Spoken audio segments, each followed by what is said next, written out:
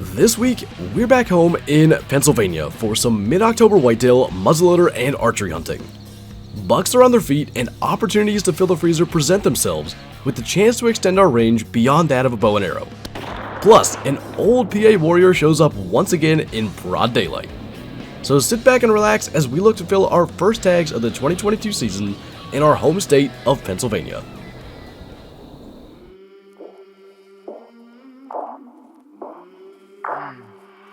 I came from the mud, there's dirt on my hands.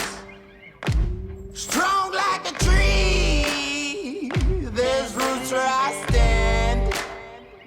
Oh, I've been running from the law. Hope they won't shoot me down soon.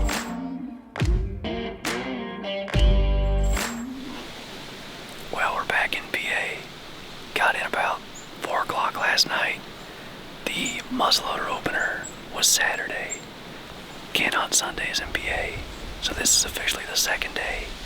It's a pretty windy evening. It's about 5 o'clock. So Kyla has the bow. I've got the muzzleloader, and we're gonna see what happens. Fingers crossed. Hopefully one of us, if not both, fills the tag. Ooh-wee.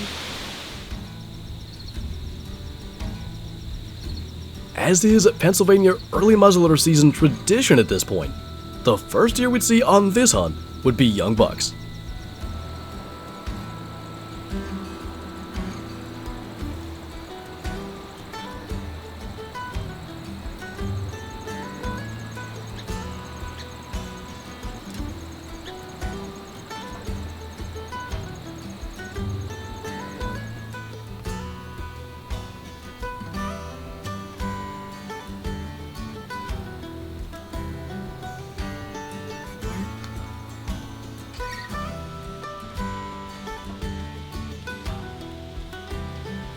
The deer we were hoping to see may not have stepped out tonight, but we chose this stand for good reason.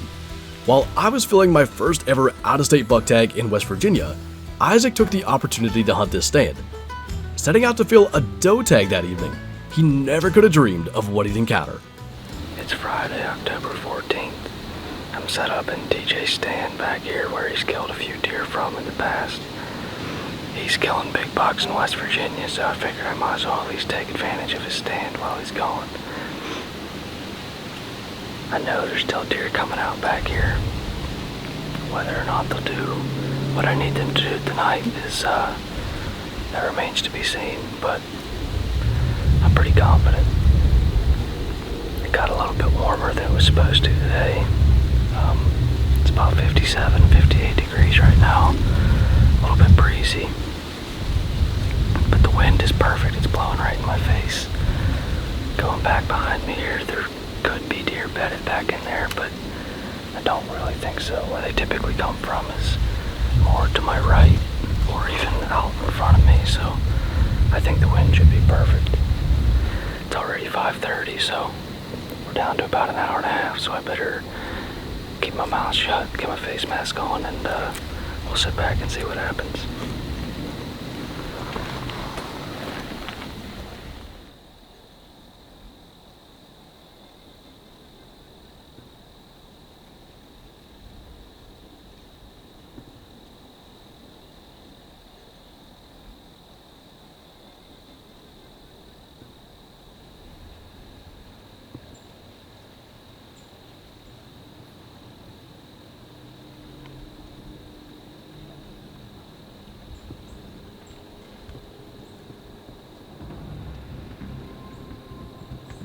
Out of nowhere appears the Bladed 9, a 7.5-year-old PA warrior.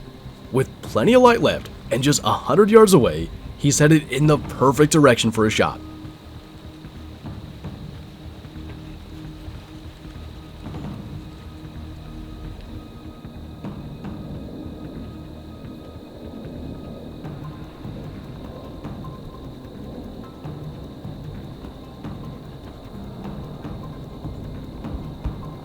The buck covers 40 yards in no time and begins making his way into Isaac's shooting lane.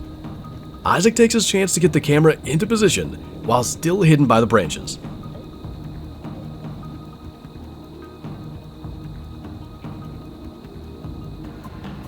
With the camera fixed on the shooting lane, all that's left is to wait for the old buck to work his way through.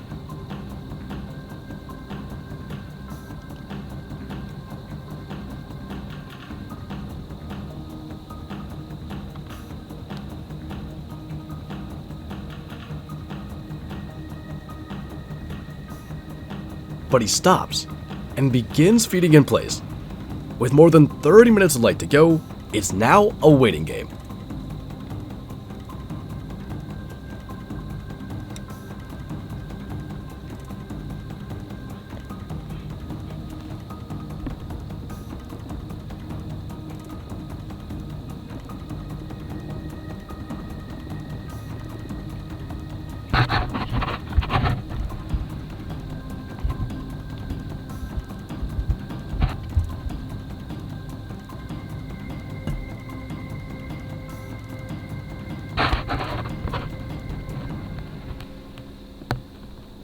He's 53 yards away, and he slows down yet again.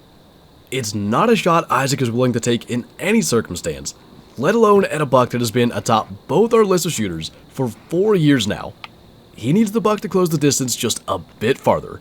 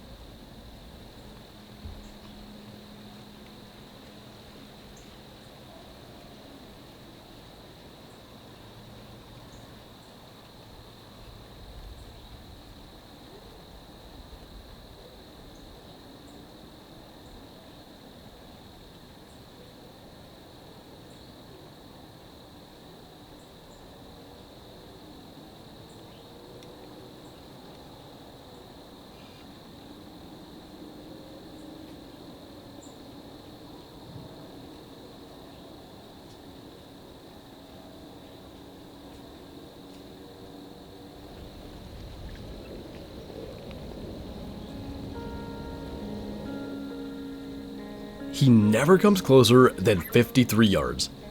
This buck, like many of his age class, seemed to have a sixth sense that keeps him just barely out of harm's way. As deflating as it is to watch him walk away, I know the feeling. He's gotten the best of me more than a few times by now.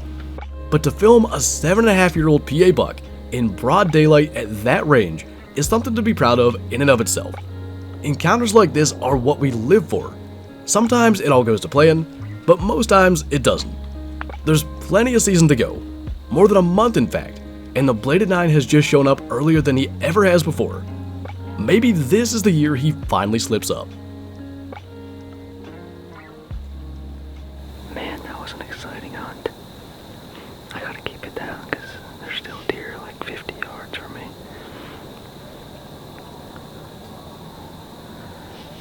That was the first time I have ever seen the Bladed 9 while hunting. And I will tell you for sure, he will get your heart pumping. Holy man. He was coming on a beeline towards me there at the beginning. I thought for sure I was going to have a shot at him, but he stayed out there. He never got closer than 53 yards. That is why I love whitetail deer hunting right there. Unfortunately, the last couple years I haven't had a whole lot of experiences like that, but man, in that moment, there's just nothing going on except you and that buck. The story of the Bladed 9 lives on. I'm just happy that I can contribute to it. With Isaac's encounter adding yet another chapter to the novel that is the story of the Bladed 9, every move I made was to try to get into position to finally write the closing sentence to the story of a buck that always seems to be one step ahead.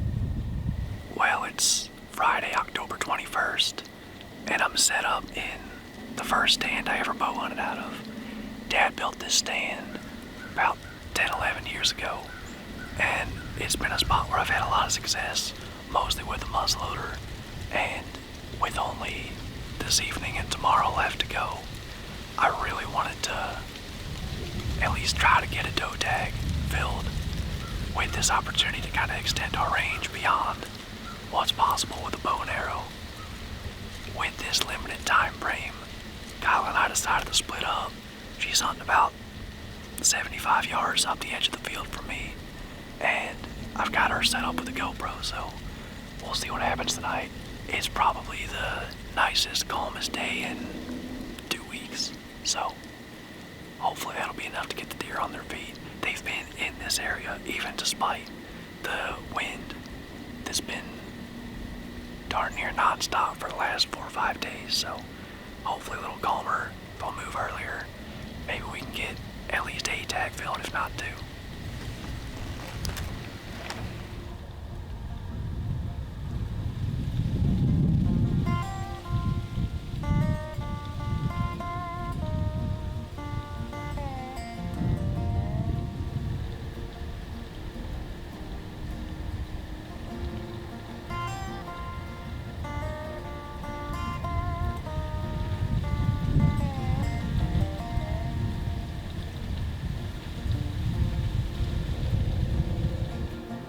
I watched these deer for about 5 minutes and just could not convince myself that the doe was mature, as she and the young buck stood side by side at around 110 yards.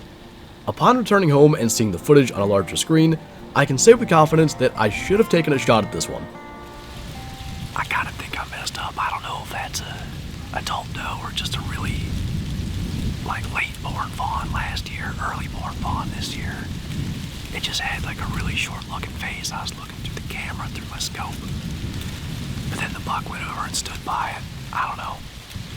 The buck, that particular buck, has been traveling with some fawns, so is that the plate at 9? There's a huge buck right there.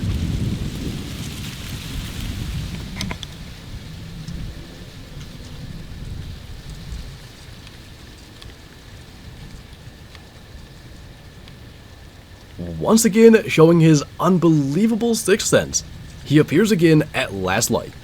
I don't have my bow to legally take him, but he was well beyond my effective range, especially in these lighting conditions. But remember, Kyla was hunting as well. He came out almost exactly between us, behind the same branches that Isaac filmed him through exactly 1 week prior, which prevented Kyla from even knowing he stepped out in such low light. The chess match goes on. On the last day of the season, Isaac decides to switch it up. I'm back out for the evening hunt. Absolute last chance with the inline muzzleloader this year. It's about 30 degrees warmer than it was when I was out this morning. It's almost 70 degrees, but the temperature is dropping a little bit. It's supposed to be down to 60 or maybe a little bit lower by dark. The deer have been coming out in this spot religiously, and I just can't get a shot. So I figured while I got some more distance with the inline, I'm just gonna give it one more chance here. And hopefully I'm not messing this spot up for the rest of archery season, but really hope I can get a deer on the ground this evening. Gotta get that first tote tag filled so we can get some momentum going, and hopefully going into the latter part of archery season we can start punching some tags. Before long, a mature doe makes her way into the field, presenting a shot opportunity.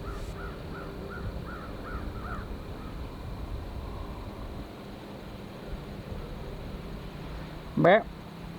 Bap. Bap.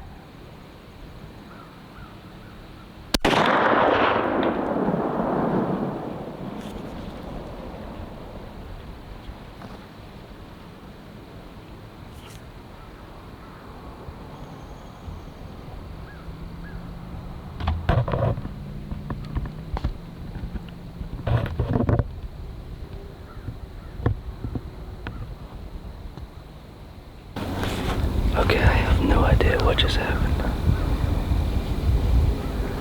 She kind of walked off like she wasn't hit, but I was right on. I'd be shocked if I didn't hit her.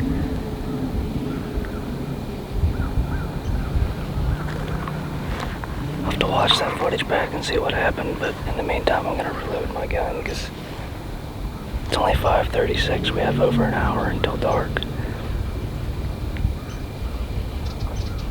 I have no idea. I didn't even have time to turn on my action cam. I just looked up one time and there they were.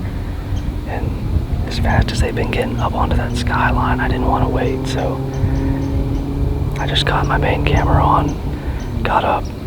I got her head up so that it was a better shot angle and everything, but I'm telling you, it looked like she wasn't hit, so I'm kind of shocked, but I'll check that camera footage and see what it looks like.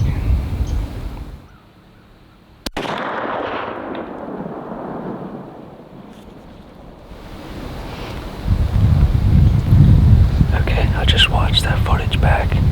I definitely hit her. When she's running away, I can see her holding the leg that was facing me, the front leg. I can see her holding that up, so could be really good, could be really bad. I'm hoping I got, shoulder and vitals behind the shoulder, but it's possible I pulled it low and just got her in the leg. It's hard to say.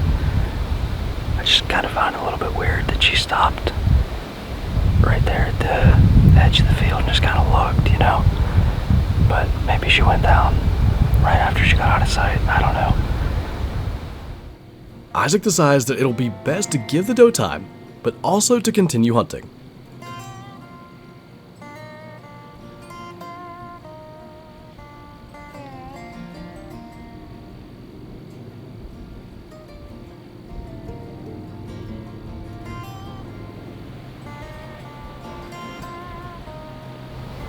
I think I'm going to go ahead and start slowly backing up so I can get over there and take a peek in the field while it's still light out, see if I can find any blood or anything, get a better idea of what the shot was like. Just as he completed packing up, a mature doe appeared at the edge of the field. With his camera arm in his bag, his only choice is to rest the camera on the seat of the other tree stand in the double set and try to get the doe in frame.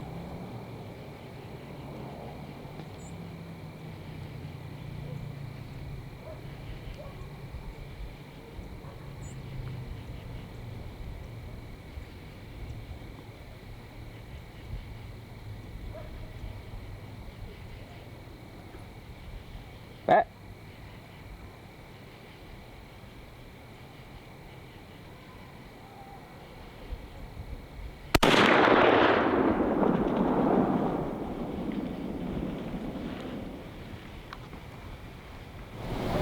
That was crazy. I was just done packing up. I had my camera put away and everything. And I zip up my backpack and turn and look, and there's a doe and 2 fawns out there already.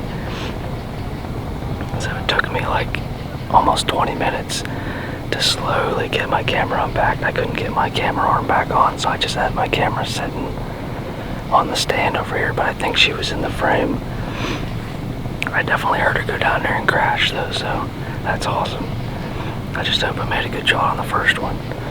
I've definitely never shot 2 deer in one hunt, but I just hope I can recover both. I'm definitely confident on the second one. I heard her crash down in there somewhere. Wow. Alright, we still got a little bit of light left, so I want to get down and go check for blood on that first one.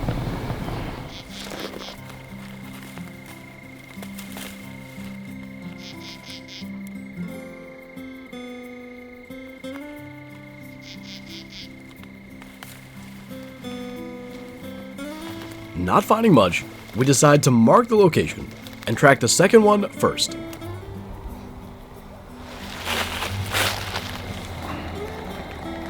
Oh, I just saw some right in here. Look at all the right there. Oh, right here.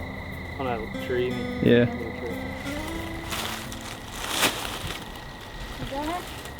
Oh yeah. Oh yeah, there she is. Yeah, she cut right there, I guess. It's no wonder why they come up out of here. Yeah, no kidding. This is one of those times though you wouldn't be too upset if it was a small deer because we got a heck of a drag out of here. She's real big though. Did you say we or you? Oh, yeah.